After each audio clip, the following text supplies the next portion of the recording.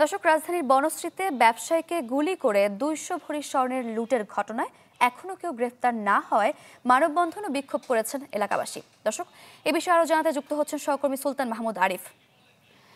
বিক্ষোভকারীরা কি বলছেন, কেমন দেখছেন পরিস্থিতি?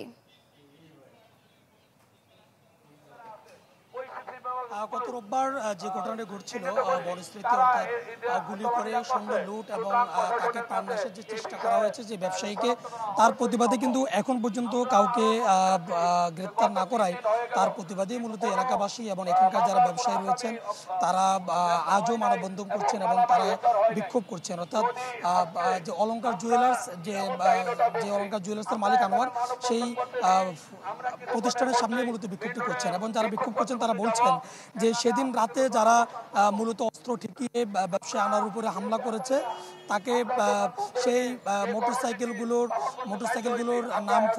নাম প্লেট রয়েছে, তারপরও তাদেরকে কেন এখন পর্যন্ত আইনের আওতায় আনা সম্ভব হচ্ছে না এবং এর সাথে কারা জড়িত তাদেরকে কেন আইনের আওতায় আনা হচ্ছে না, সেই জন্য মূলত তারা মানববন্ধন করছেন।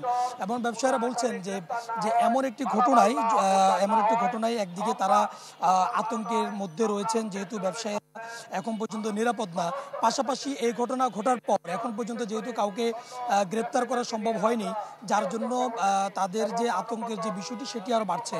এবং অনতিবিলম্বে বনশ্রী সহ এবং পুরো রামপুরে এলাকায় যে সমস্ত ব্যবসায়ী রয়েছেন তাদেরকে যেন নিরাপত্তা দেওয়া হয় এবং তাদের যে নিরাপত্তার বিষয়টি সেটি যেন নিশ্চিত করা হয়। Vision hot and cool AC 4-ওয়ে সলিনয়েড ভালভ টেকনোলজিতে হিটিং ও কুলিং দুই মোডেই কাজ করে সমানভাবে। Vision hot and cool AC. তার জন্যই মূলত আজও তারা মানববন্ধন করছেন এবং মানববন্ধন থেকে তারা কয়েক দফা দাবিও ইতিমধ্যে তুলে ধরেছেন। তারা বলছেন যে যতক্ষণ পর্যন্ত না তাদের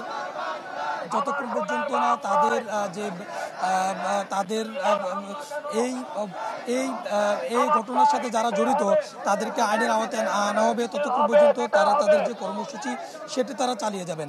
এবং জানেন যে ইতিমধ্যে একজনকে বাড়ির দারোয়ানকে কিন্তু ইতিমধ্যে আটক করা হয়েছে এবং ব্যবসায়ীরা বলছেন যে এই ঘটনার নেপথ্যে দারোয়ানের পাশাপাশি আর কারা জড়িত আছে তাদেরকে অনতিবিলম্বে তাদেরকে আইনের আওতায় আনতে হবে।